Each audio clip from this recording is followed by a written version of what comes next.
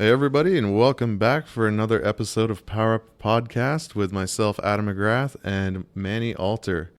So, today's episode, we're again jump right into it. We're going to be talking about residential installs, specifically single dwelling homes, really any scenario or situation where you're going to have your own electrical panel.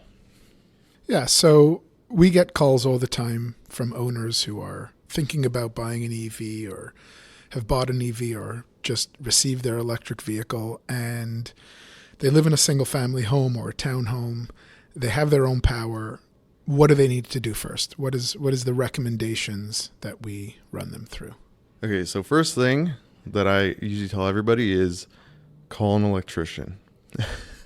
Sounds very straightforward, but call somebody that's an electrician, but specifically call somebody that advertises as being familiar with electric vehicle charging station installs. There's a lot of little nuances behind electric station installs.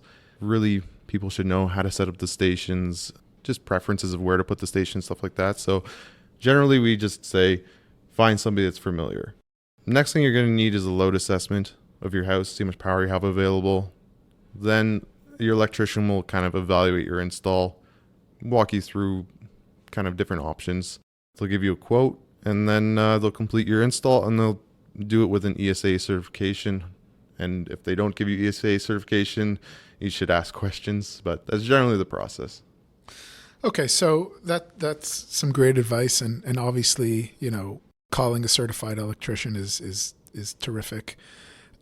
Seems like this load assessment is an extremely important piece of that first step. So what is a load assessment and what does it involve? Yeah, so here's where a lot of people get confused.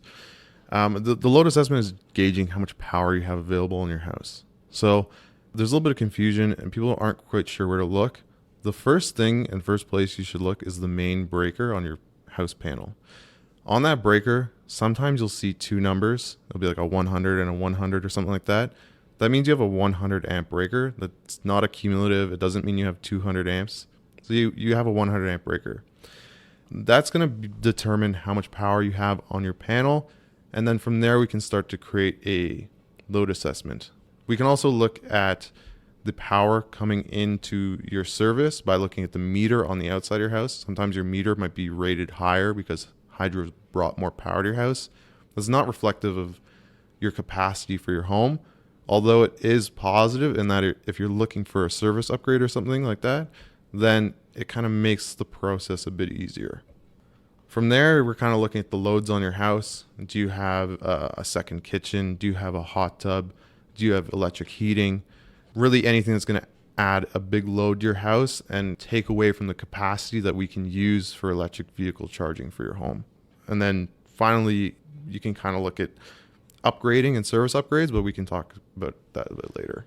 And is this something that I have to get an electrician to come to my house and I have to schedule, or can I provide this information electronically or over the phone and get a load assessment that way? I know people are pressed for time and calling an electrician can cost money just to get a load assessment. Can this be done in a more efficient way? Oh, absolutely. So ourselves, we have EVdirect.ca. You can go there, submit an application, pictures, and we ask for details, and I'll kind of walk you through. I know there's a couple other companies that do kind of a similar thing, and as you're saying, yeah, you can totally do it electronically, at least to get the basic fundamental information that you need to kind of generate a quote. So it doesn't have to be a long drawn out process where people need to come to your home.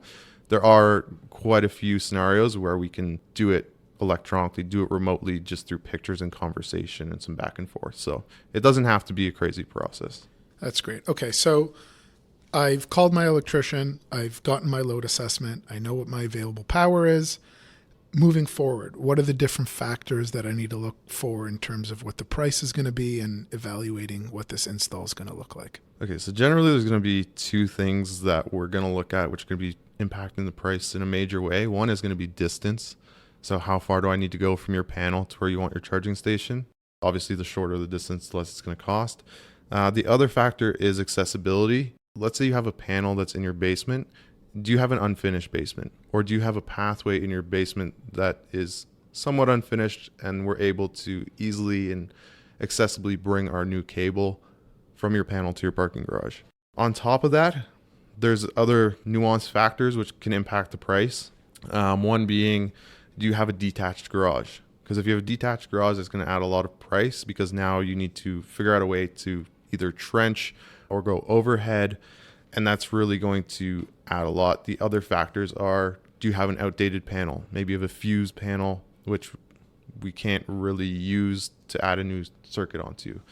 Maybe your panel is completely full and you don't have any space on it, in which case we need to start looking at accumulating circuits, combining circuits to free up some physical space on your panel. So there's a couple factors, and that's why we recommend bring an electrician in. They're going to be able to look at it, see everything, see what you need, and make some recommendations that are going to fit you. Okay, that's great. Thanks, Adam. I guess my next question for you is, if everything goes right in terms of available power and path to get power to your preferred installation location, seems to be like those type of applications are quite straightforward and easy. What can I expect, or what should I expect, if the answer comes back that I don't have enough power, or getting power to a certain location may be a little bit trickier? What are some of the factors I need to consider? Absolutely. So it's actually much more common than you would think. And for everybody out there that realizes they don't have power in their panel, they don't have space in their panel, there are options available. So the first thing is you get an EVEMS. That's an electric vehicle energy management system. So two really good products on the market that we use, that we're aware of. One we use all the time is the DCC line, made by a company, RVE. They make some really good products, and that is a solution for people that don't have the power available to add an EV charger to their home. The next is a company that we are recently became aware of, which is Black Box. If you search Black Box Innovations, that's their company, and it's another EVEMS. And essentially what that's going to do is it's going to monitor the main power of your home. And when it sees that the power is dropping at, let's say, nighttime, you're in bed, you're not doing laundry, you're not cooking in the kitchen, your power usage in your home is going to be relatively low. Those systems will recognize that you have extra capacity available by real-time monitoring, and it will engage this circuit to allow your electric vehicle to start charging. Other options, as I mentioned before, very briefly, is you could get a service upgrade. Now, these can be pretty costly, so not everybody's going to be going for a service upgrade. In today's market, supply can also kind of impact pricing.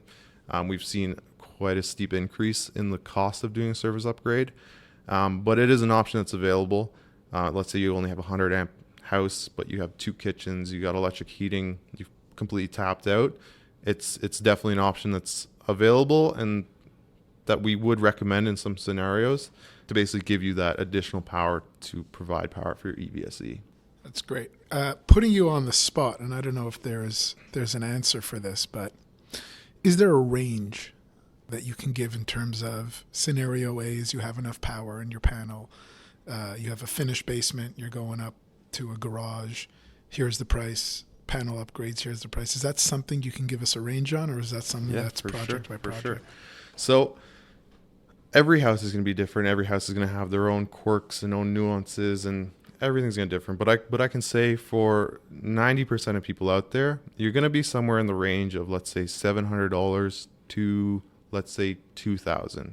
That's going to be the scenario of you have your electrical panel in your garage, all the way to I have a finished basement with my panel kind of on the other side of the house. And that's kind of going to encompass most people. You're obviously going to have, as I said before, some people that have detached garages, some people don't have power, some people don't have physical space. But for the most part, people are generally going to be looking within the $700 to $2,000 for an install. That's not including the additional equipment, charging equipment and such. I'm going to steal spotlight away from you for a second before I think I see another question in your eyes. But I did want to mention before we go, a lot of people also have questions on charging range and what amperage they actually need for a station. People all the time come to us, they want the Tesla wall connector, that we put a 60 amp circuit, it gives them 48 amps of charge. Most people don't need that. Most of the time, people really only need about 30 amps of level 2 charging to really have an adequate place to charge their vehicle. We're talking about overnight charging solutions. We're not talking about quick charging. You're going to be able to come home and charge in an hour from 0 to 100. That's level 3 fast charging, and that's not really what you should be looking at when you're in residential. You should be looking at, I do the majority of my driving here to work. I pick up the groceries, I pick up the kids, and I come home with most of my battery, or maybe I'm 70% depleted. And then you plug in and you charge overnight, and in the morning your car's ready to go at 100%.